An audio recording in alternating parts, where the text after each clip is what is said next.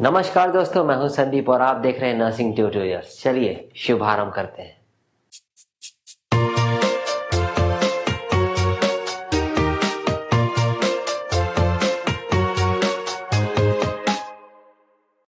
Hello दोस्तों, आज मैं आपको बताऊंगा बहुत ही इंपॉर्टेंट टॉपिक। आज मैं आपको समझाने वाला हूं बहुत ही इंपॉर्टेंट टॉपिक, तो आप इस पर बने रहिए।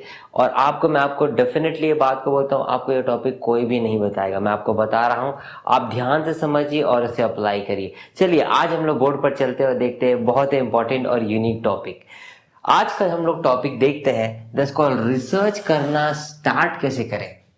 रिसर्च करना स्टार्ट कैसे करें। देखिए, बहुत सारे स्टूडेंट्स हैं, रिसर्च को पढ़ लेते हैं, बहुत सारे लोग रिसर्च को पढ़ा लेते हैं, एक्सप्लेन कर लेते हैं, उसके अंदर की हर एक बारीकियों को बता लेते हैं, लेकिन आपको कोई ये नहीं बताएगा कि रिसर्च करना हम स्टार्ट कैसे करेंगे। चलिए इस वीडियो में आपको बताऊंगा स्टेप बाय स्टेप कि रिसर्च आपको कैसे करना है या फिर स्टार्ट आप कैसे करें। सबसे पहला पॉइंट हम देखते हैं, उसे हम कहते हैं माइंड सेट। आपके माइंड को सबसे पहले सेट करना पड़ेगा, उसे मनाना पड़ेगा कि आपको रिसर्च करना है। अगर आपका माइंड सेट नहीं होगा, अगर आप अपने माइंड को नहीं मना पाएंगे कि आप रिसर्च, आपका माइंड बोलेगा कि आपको रिसर्च नहीं करना है, तो आप कुछ भी चीजें नहीं कर पाएंगे। फिर डेफिनेटली सबसे पहले आपको क्या करना पड़ेगा, आपको अपने माइंड को सेट करना पड़ेगा कि हाँ मुझे रिसर्च करना है, मुझे रिसर्च फुलफिल करना है, तभी आपका रिसर्च 100% फुलफिल हो पाएगा। अगर आप अपने कॉन्फिडेंस लेवल को इंप्रूव नहीं करेंगे, अपने माइंड को सेट नहीं करेंगे, तो आप कोई भी रिसर्च को फुलफिल नहीं कर सकते। ठीक है, इसीलिए आपको सबसे पहले अपने माइंड को सेट करना है कि हमको रिसर्च करना है। दूसरी पॉइंट, बेसिक नॉलेज। आपको रिसर्च के बेसिक नॉलेज होना चाहिए कि आपको रिसर्च में करना क्या है, रिसर्च होता क्या है, रिसर्च में कितने टाइप्स होते हैं और रिसर्च को हम कैसे अप्लाई करते हैं। कम से कम इतना नॉलेज तो आपको होना पड़ेगा, तभी आप रिसर्च को फुलफिल कर पाएंगे, नहीं तो आप कोई भी रिसर्च को कभी भी नहीं कर पाएंगे। ठीक है, तो सेकेंड पॉइंट आपको क्या है कि आपको बेसिक नॉलेज जरूर से जरूर रखना है। तीसरा point, this called choose subject. देखिए, आप कोई भी स्पेशलिटी के हो, आप अपने स्पेशलिटी के हिसाब से टॉपिक लेते हैं, या फिर आप अपने कोई अच्छा इंटरेस्ट है उसके हिसाब से आप टॉपिक लेते हैं, तो बहुत अच्छी बात है। लेकिन आप पहले अपने माइंड को सेट कर लीजिए कि आपको किस सब्जेक्ट से टॉपिक चूज करना है रिसर्च को करने के लिए। क्योंकि जब तक आप सब्जेक्ट डिसाइड नहीं करेंगे, आप सिर्फ नेट को सर्च करते रहेंगे, आप सिर्फ ढूंढते रहेंगे और आपको कोई भी टॉपिक समझ में नहीं आएगा, या तो आप चूज नहीं कर पाएंगे। आप कम से कम 10 स्टेटमेंट 20 स्टेटमेंट आप लिख कर भी रख लेंगे, तो भी आप चूज नहीं कर पाएंगे कि आपको कौन सा रिसर्च करना है। ठीक है, तो इसलिए आपको सबसे पहले अपने माइंड को सेट करना है और कोशिश करना है, सब्जेक्ट को चूज कर लिए कि मुझे मेंटल हेल्थ से कुछ टॉपिक्स को चूज करना है, मुझे कम्युनिटी से कुछ टॉपिक को चूज करना है, मुझे मैथ्स से कुछ टॉपिक को चूज करना है, या फिर कोई अदर सब्जेक्ट से मुझे टॉपिक से चूज करना है, सब्जेक्ट से चूज करना है। और उसके हिसाब से ही आप अपने प्रोसेस को आगे बढ़ाइए, तभी आप किसी भी रिसर्च को फुलफिल कर पाएंगे। इसलिए अपने थॉट्स को हमेशा क्लियर रखिए और सब्जेक्ट को चूज करिए कि आपको किसमें से रिसर्च को फुलफिल करना है। देन नेक्स्ट टॉपिक हम लोग आते हैं, फाइंड आउट रिसर्च टॉपिक्स। आप जब सब्जेक्ट को चूज कर लेते हैं, आप सब्जेक्ट को ले लेते हैं, आप सब्जेक्ट को समझ जाते हैं, उसके बाद आप उससे रिलेटेड टॉपिक्स को सर्च करिए कि रिसेंटली टॉपिक्स कौन से चल रहे हैं, कौन से रिसर्च को अगर मैं करूंगा तो अच्छी बात है, कौन सा रिसर्च को अगर मैं लेता हूं या फिर कोई भी टॉपिक्स को अगर मैं लेता हूं तो मुझे आगे बेनिफिट देगा कि नहीं, उसी टॉपिक को मैं आगे कंटिन्यू कर पाऊंगा कि नहीं। ये सारे टॉपिक्स को देखिए, सर्च करिए, उसके बाद नेट से सर्च करिए, जनरल से सर्च करिए, जहां से भी आपको एरिया मिलता है उस सारे एरिया से आप सर्च करिए और उसके बाद टॉपिक्स को लिखिए। देन नेक्स्ट पॉइंट आता है, उसको बोलते हैं इंप्रूव एक्सपेरिमेंटल थॉट्स। देखिए, इसका मतलब क्या है, इंप्रूव एक्सपेरिमेंटल थॉट्स का मतलब क्या है कि आपको अपने एक्सपेरिमेंटल थॉट्स, जो आपके थॉट्स हैं, उसको थोड़ा सा एक्सपेरिमेंटल बनाना पड़ेगा। एक्सपेरिमेंटल का मतलब क्या होता है, what is the meaning of experimental? Experimental का मतलब होता है किसी भी नए चीजों को खोज करना। देखिए, अगर आप नेट पर सर्च करेंगे मोबाइल एडिक्शन, आपको बहुत सारे टॉपिक्स मिल जाएंगे। अगर आप इंटरनेट एडिक्शन सर्च करेंगे, आपको बहुत सारे टॉपिक्स मिल जाएंगे। ठीक है, हर कोई उस टॉपिक में रिसर्च कर चुका है। जो आप सोच रहे हैं उस टॉपिक में आपको वो रिसर्च कर कर मिल जाएगा। ठीक है, लेकिन हमको क्या करना है, हमको कुछ यूनिक टॉपिक ढूंढना है जिससे हम प्रॉपर एक अच्छे रिसर्च को कर सके और रिसर्च को प्रॉपरली और आगे बढ़ा सके। ठीक है, सिर्फ एक टॉपिक ले लिया फिर नए टॉपिक को लेकर सर्च किया, ये भी आप कर सकते हैं, लेकिन फायदा किसमें होता है, जिस रिसर्च को आपने कर लिया उसे और कितना इलैबोरेट आप कर सकते हैं, तो उसमें आपको क्या होता है, बेनिफिट होता है। ठीक है, क्यों? क्योंकि आप उस रिसर्च को पहले कर चुके रहते हैं और जब आप फॉरवर्ड उस रिसर्च को और आगे करते हैं तो आपको पहले से ही उस रिसर्च का प्रीवियस नॉलेज होता है, तो आगे आपको कोई और दिक्कत नहीं होता। इसीलिए हमको अपने थॉट्स को हमेशा एक्सपेरिमेंटल बनाना चाहिए, नए नए चीजों को सर्च करना चाहिए, नए नए चीजों की खोज करना चाहिए और आप उस रिसर्च को फुलफिल कर पाएंगे। जैसे सपोज मान लीजिए हम टॉपिक ले लेते हैं स्ट्रेस। स्ट्रेस आप बहुत सारे एरिया में, बहुत सारे एरियाज में सर्च कर सकते हैं। जैसे कि आप चाइल्ड्स में स्ट्रेस को असेस कर सकते हैं, अडल्ट में आप स्ट्रेस को असेस कर सकते हैं। ठीक है, कपल्स में आप स्ट्रेस को असेस कर सकते हैं, आप ओल्ड एज में आप स्ट्रेस को असेस कर सकते हैं। तो स्ट्रेस हर जगह होता है, बस आप उस रिसर्च में फाइंड आउट करिए कि कुछ चीजें नई क्या है जो आपको सर्च करना है, जो आगे बेनिफिट भी हो और जो आगे आपको फायदा करे। ठीक है, तो इन सारे टॉपिक्स को हम लेकर चलते हैं। सबसे पहले हम क्या देखेंगे कि आपके माइंड को हमेशा सेट करना है रिसर्च करने के लिए। दूसरा पॉइंट, हमें बेसिक नॉलेज होना चाहिए कोई भी रिसर्च को स्टार्ट करने के लिए। Third, this call choose a subject, कोई भी सब्जेक्ट को चूज करिए, स्पेसिफिक सब्जेक्ट को चूज करिए और उसमें से टॉपिक को सर्च करिए। Then next, find out research topics, जो भी सब्जेक्ट्स आपने चूज किया है उस सब्जेक्ट्स के रिसर्च टॉपिक को सर्च करिए जो बहुत अच्छा टॉपिक है जिसे आप और बेहतर कर सकते हैं।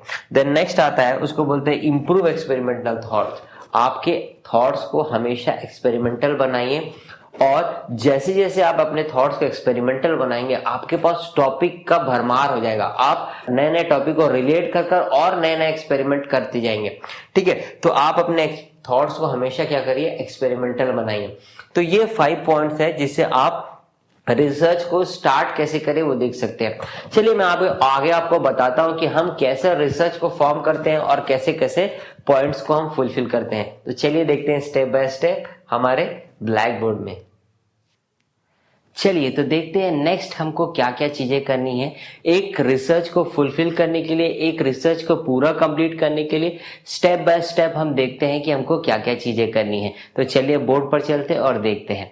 सबसे पहले हम ये जान लेते हैं कि क्या पढ़ रहे हैं हम लोग पढ़ रहे हैं कि रिसर्च करना हम स्टार्ट कैसे करें। ठीक है, तो अभी हम लोग 5 पॉइंट्स तक देख चुके हैं। अब देखते हैं 6 पॉइंट में क्या क्या चीजें होती है। सबसे पहला पॉइंट आता है फॉर्मुलेशन करने के लिए कि formulation of research problem, formulation of research problems. ठीक है, सबसे पहले हमको रिसर्च करने के लिए हमको क्या करना पड़ता है, हमको रिसर्च प्रॉब्लम स्टेटमेंट बनाना पड़ता है। ठीक है, इफ अगर आपको नहीं पता कि प्रॉब्लम स्टेटमेंट कैसे बनाते हैं तो मेरे वीडियो को देखिए, आई बटन पर क्लिक कर आप मेरे वीडियो को देख सकते हैं कि कैसे हम रिसर्च प्रॉब्लम को बनाते हैं।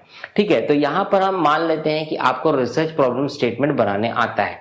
ठीक है, तो सबसे पहले हमको क्या करना है, हमको सबसे पहले फॉर्म करना है क्या चीज, रिसर्च प्रॉब्लम स्टेटमेंट। सबसे पहला स्टेप यही है कि आपको रिसर्च प्रॉब्लम स्टेटमेंट क्या करना है, फॉर्म करना है। ठीक है, जब आप रिसर्च प्रॉब्लम स्टेटमेंट फॉर्म कर लेते हैं देन हम क्या बढ़ते हैं, आगे बढ़ते हैं determine study objectives. Determine study objectives means जो भी रिसर्च प्रॉब्लम स्टेटमेंट आपने लिया होगा उस रिसर्च प्रॉब्लम स्टेटमेंट के हम क्या बनाएंगे, ऑब्जेक्टिव्स बनाएंगे। जो ऑब्जेक्टिव्स आप फुलफिल कर रहे हैं, जो ऑब्जेक्टिव्स उस स्टेटमेंट में आपको फाइंड आउट करना है वो सारे ऑब्जेक्टिव्स आप बनाएंगे। ठीक है, ये ऑब्जेक्टिव्स आपके रिसर्च प्रॉब्लम स्टेटमेंट को देखकर बनता है। मीन्स कि आप रिसर्च में क्या क्या कर रहे हैं या फिर क्या करना है आपको, उसे देखकर ही हम क्या करते हैं, कोई भी स्टडी का हम ऑब्जेक्टिव्स बनाते हैं।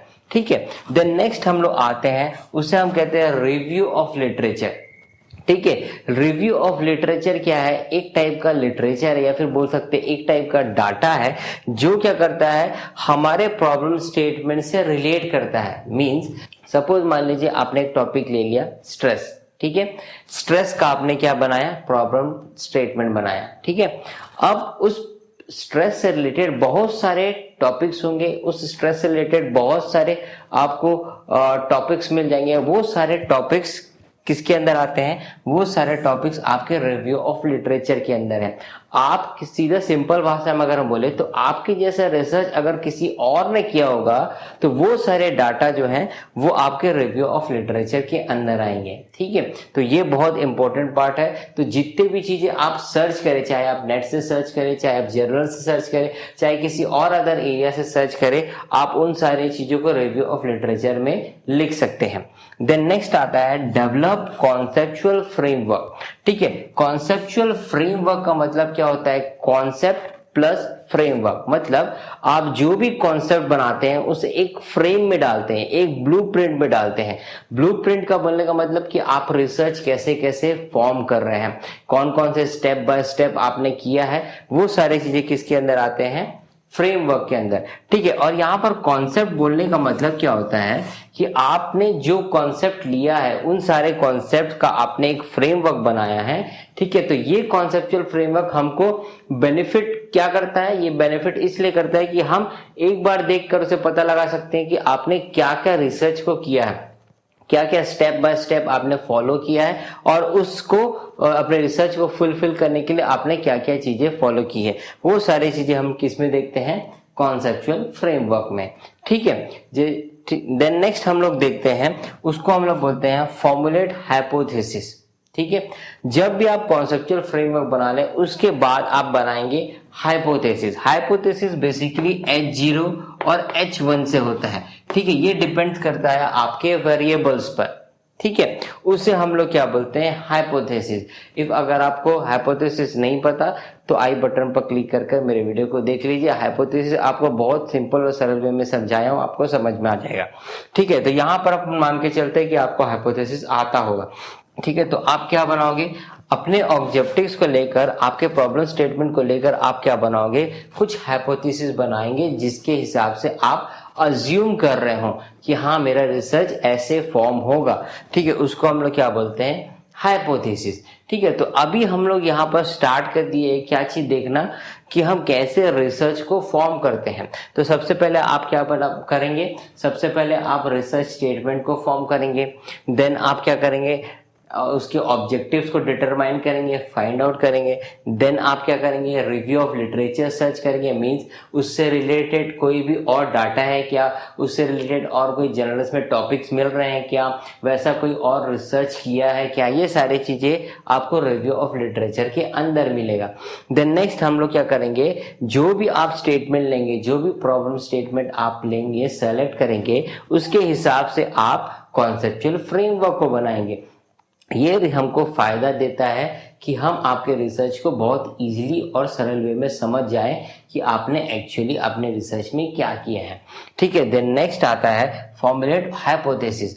आप क्या करेंगे, देन H1 H0 ऐसे करके आप क्या करेंगे, हाइपोथेसिस। हाइपोथेसिस का मीन्स क्या होता है, दिस कॉल्ड अज्यूम।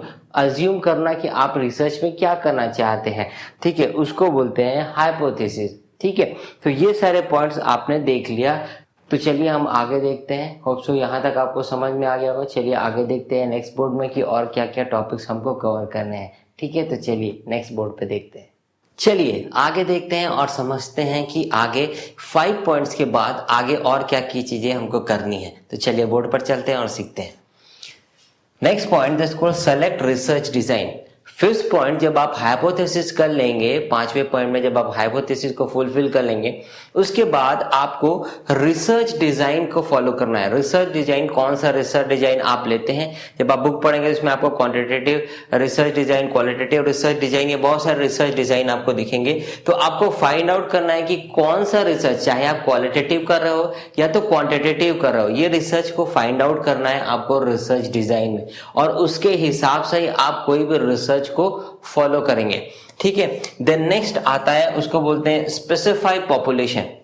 आप रिसर्च को जब आप देख लेंगे कि आप क्वालिटेटिव ले रहे हो रिसर्च डिजाइन या फिर क्वांटिटेटिव रिसर्च डिजाइन दे रहे हो, तो उसके बाद आपको स्पेसिफाई करना है कि आप कौन से पॉपुलेशन एरिया में उसे फुलफिल कर रहे हो। लार्ज पॉपुलेशन एरिया में कर रहे हो, स्मॉल पॉपुलेशन एरिया में कर रहे हो, अर्बन में कर रहे हो, रूरल में कर रहे हो, कहां पर आप करना चाह रहे हो। ठीक है, ये सारी चीजें आपको किस में दिखेगी, स्पेसिफाई पॉपुलेशन।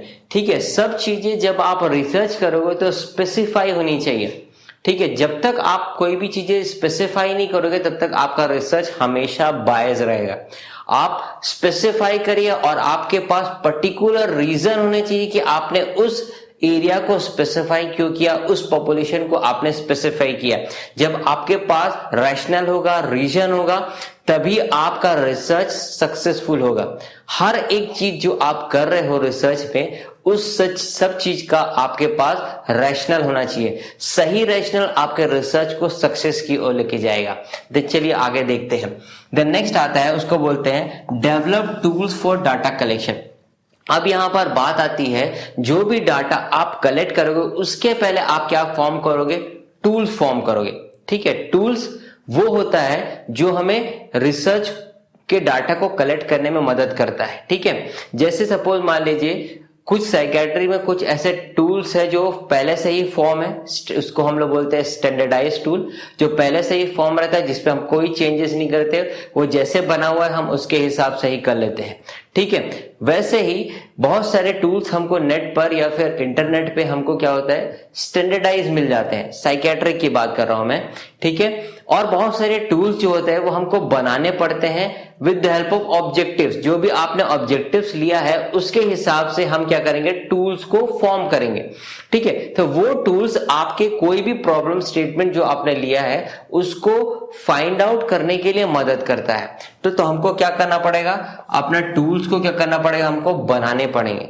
ठीक है, जैसे एग्जांपल्स, आप स्ट्रेस लेवल असेस कर रहे हो तो आप स्ट्रेस लेवल को असेस करने के लिए टूल्स बनाओगे। ठीक है, उस टूल्स को बनाने के बाद आप क्या करोगे, नेक्स्ट देखते हैं। देन नेक्स्ट आता है एस्टेब्लिश एथिकल कंसिडरेशन। जब आप उस टूल्स को बना लोगे तो जो भी सीनियर्स रहेंगे या फिर जो भी बहुत साल से उस एरिया में पढ़ा रहे होंगे, एक्सपर्ट टीचर्स होंगे, एक्सपीरियंस टीचर होंगे, उससे आप वैलिडेट करवाओगे। ठीक है, टूल्स को वैलिडेट कराओगे कि ये टूल सही है कि नहीं। इफ वो बोलते हैं कि नहीं इसमें कुछ करेक्शन करना है तो आपको उसे करेक्ट करके फिर उस एक्सपर्ट के पास भेजना पड़ेगा और वहां से वैलिडेट कराना पड़ेगा विद साइन कि आपने जो टूल्स बनाया है वो उस रिसर्च टॉपिक के लिए सही है। ठीक है, वो भी आपको आपके रिसर्च में ऐड करना होता है। तो याद रखिएगा, आपको साइन जरूर लेना है, आपको सील जरूर लेना है। ये सारी चीजें आप उस स्पेशल एरिया में, उस स्पेशलिटी में, उस स्पेशलिटी टीचर्स के, आपको जो एक्सपर्ट टीचर्स है उसके साइन और आपको सील्स लेने हैं। देन नेक्स्ट, वो हमारे रिसर्च को क्या करता है, साइन और सील हमारा रिसर्च को और मजबूत करता है। ठीक है, जिसको आपको और बेनिफिट होगा आगे में। ठीक है, देन नेक्स्ट आता है, यहां पर बोलने का मतलब एथिकल कंसिडरेशन मतलब होता है कुछ चीजें हमको फॉलो करनी पड़ती है। ठीक है, कोई भी टूल्स आप बनाओगे, कुछ टूल्स आप अप्लाई करोगे, चाहे वो स्कूल में करो, चाहे आप कॉलेज में करो, चाहे ओल्ड एज में होम में करो, चाहे आप कम्युनिटी एरियाज में करो, तो उसके लिए कुछ एथिकल रूल्स एंड रेगुलेशंस होने चाहिए, वही आप कर पाएंगे। ठीक है, जैसे सपोज मान लीजिए अगर मुझे कुछ थेरेपीज अप्लाई करना है, ठीक है, तो याद रखिए नर्सेस जो है वो सब कर सकती है लेकिन थेरेपी नहीं दे सकती। क्यों? उसके लिए एक स्पेशल थेरेपिस्ट होता है। तो अगर आप किसी को थेरेपी दे रहे हो तो आपको एक स्पेशल थेरेपिस्ट अपॉइंट करना पड़ेगा। क्लियर हो गया? तो ऐसे सब चीजें, टॉपिक्स, जो छोटे छोटे टॉपिक्स है, आपको अपने माइंड पर सेट करके रखने पड़ेंगे। आप जरूर, एक नर्स जरूर थेरेपी दे सकती है लेकिन उसको वहां पर इस रिसर्च को करने के लिए एक प्रॉपर थेरेपिस्ट की जरूरत पड़ेगी।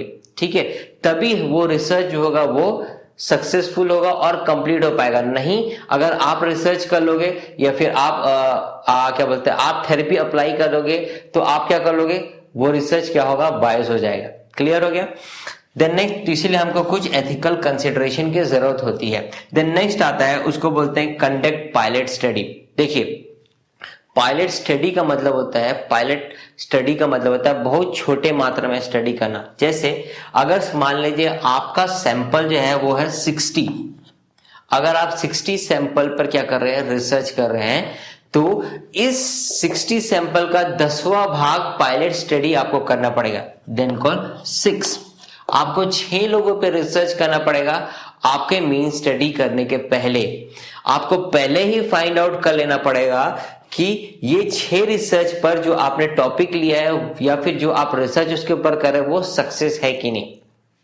देखिए बहुत सारे बड़े बड़े रिसर्च होते हैं, ठीक है। अगर हर बड़े बड़े रिसर्च पे हम बहुत सारे पैसे को लगाएंगे, बहुत सारे फंड्स को लगाएंगे तो क्या होगा, अगर वो रिसर्च सक्सेस नहीं होता तो क्या होगा, वो फंड लॉस हो जाएगा, है ना। तो उस फंड को बचाने के लिए या फिर आपकी मेहनत को बचाने के लिए ये पायलट स्टडी होता है जो हम एक छोटे एरिया पर करते हैं।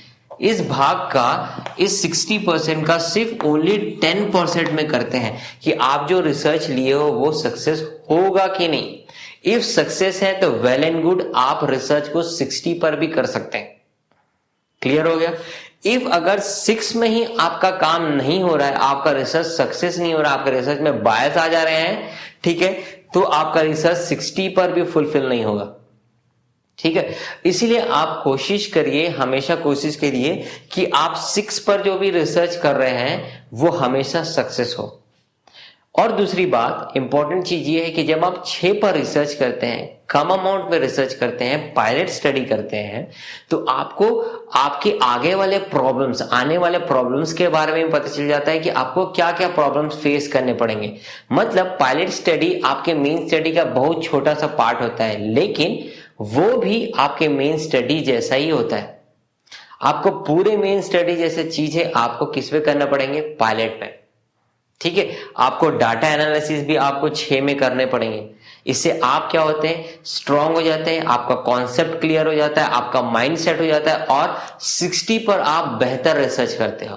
क्लियर हो गया, ठीक है। तो हम यहां पर देखते हैं, सबसे पहले आपको क्या करना है, 6 पॉइंट में अपने रिसर्च डिजाइन को सेलेक्ट करना है, फाइंड आउट कर लिए क्वांटिटेटिव रिसर्च डिजाइन है और क्वालिटेटिव रिसर्च डिजाइन है, वो आप फाइंड आउट कर लीजिए। देन नेक्स्ट आता है स्पेसिफाई पॉपुलेशन, आप पॉपुलेशन को स्पेसिफाई कर लीजिए, लार्ज पॉपुलेशन है, स्मॉल पॉपुलेशन है, अर्बन है, रूरल है, आप कहां करना चाहते हैं। देन नेक्स्ट आता है डेवलप टूल्स आपको फॉर्म करने पड़ेंगे।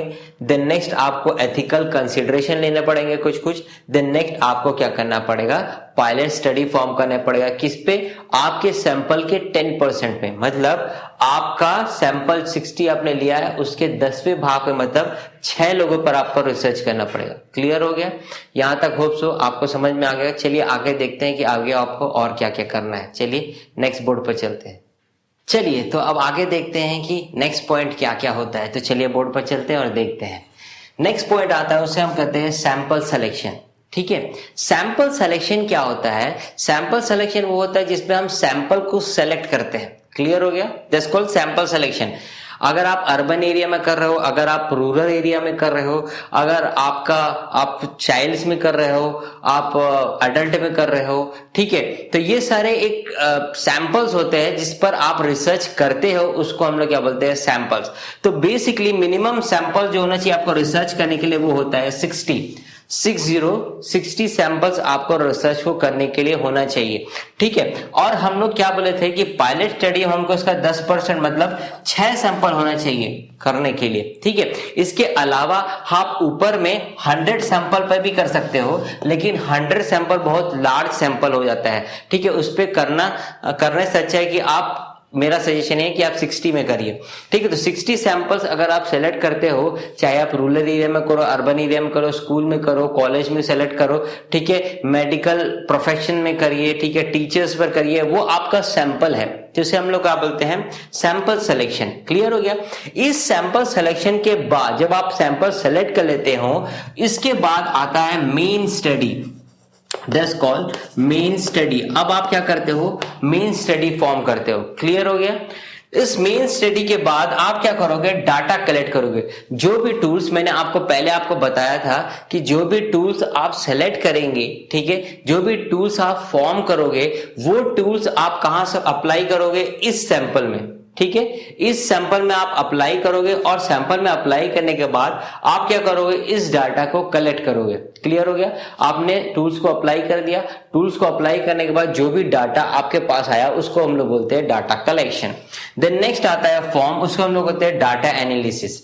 अब जो आपके पास डाटा है ना, उस डाटा को आप एनालिसिस करोगे, ठीक है। आप फाइंड आउट करोगे, आप स्टैटिस्टिक्स की मदद से या फिर स्टैटिस्टिशियन की मदद से, स्टैटिस्टिक फॉर्मूला की मदद से आप क्या करोगे, उसको एनालिसिस करोगे, फाइंड आउट करोगे कि आपका रिसर्च सक्सेसफुल रहा कि नहीं रहा, कितने स्ट्रेस लेवल रिड्यूस हुआ, ठीक है, कौन से थेरेपी से रिड्यूस हुआ। ये सारी चीजें आप एनालिसिस किसमें करोगे, डाटा एनालिसिस के अंदर। इस डाटा एनालिसिस के अंदर जो भी स्टैटिस्टिक्स फॉर्मूलाज होते हैं, एनोवा, एंकोवा, चाई स्क्वायर, ये सारी चीजें हम इसमें डाटा एनालिसिस में यूज करते हैं, ठीक है। तो मेरा जनरली सजेशन ये है कि आप स्टैटिस्टिक्स को बहुत कामली पढ़िए, समझिए, कैलकुलेशन को जानिए और अपने से ही कैलकुलेट करिए।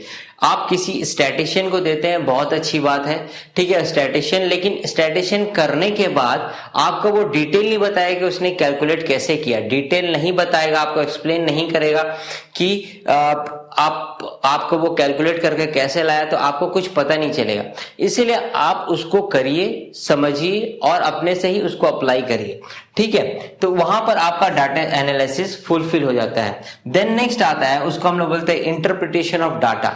अब जो डाटा आपके पास आ गया है, जो आपका रिजल्ट आ गया है, उस डाटा को आप क्या करोगे, इंटरप्रिटेट करोगे, एक्सप्लेन करोगे कि आपने कैसे उस डाटा को लाया, क्या क्या फॉर्म हुआ, कैसे कैसे चीजें हुई, कैसे कैसे फुलफिल हुआ, ये सारा चीज आप किस पे देखोगे, इंटरप्रिटेशन ऑफ डाटा पे। देन नेक्स्ट आता है, उसको हम लोग बोलते हैं रिसर्च फाइंडिंग। एट लास्ट आखिरी में कौन सी चीजें आती है, रिसर्च फाइंडिंग, कि आपने रिसर्च में क्या फाइंड आउट किया। आप जो भी चीज फाइंड आउट करना चाहते थे वो आपने फाइंड आउट किया कि नहीं किया। ये सारी चीजें आपको किस में देखने को मिलेगी, रिसर्च फाइंडिंग में, ठीक है। तो इसमें हमने क्या क्या देखा, इसमें हम लोग देखे कि सैंपल सिलेक्शन हमको कैसे करना है, मेन स्टडी कैसे करना है, कितने सैंपल में हम कर सकते हैं, डाटा कलेक्ट कैसे करना है, टूल्स कैसे फॉर्म करना है, देन डाटा एनालिसिस कैसे होगा, ठीक है, इंटरप्रिटेशन ऑफ डाटा कैसे हम फॉर्म करेंगे, ठीक है, रिसर्च फाइंडिंग कैसे फाइंड आउट होगा। तो ये सारी चीजें हम इसमें देखते हैं और समझते हैं। तो होप मेरे को लगता है कि आपको रिसर्च के प्रोसेस फॉर्मुलेशन समझ में आ गए, बहुत इजी लैंग्वेज में आपको समझाया हूं, ठीक है। तो आप इस वीडियो को ज्यादा से ज्यादा शेयर करिए, इस वीडियो को ज्यादा से ज्यादा सब्सक्राइब करिए, ठीक है, ताकि मुझे भी मोटिवेशन मिले, मैं और आपके पास टॉपिक्स को लेकर आऊं, ठीक है। इफ अगर आपको कोई भी टॉपिक समझ में नहीं आता, बेझिझक आप कमेंट्स बॉक्स पे कमेंट करिए कि मुझे ये टॉपिक समझ में नहीं आता, आप समझाइए, मैं बेझिझक आपको समझाऊंगा, ठीक है। आप डेफिनेटली, आप मेरा प्रॉमिस है, आप डेफिनेटली उस चीजों को आप समझ जाएंगे, ठीक है।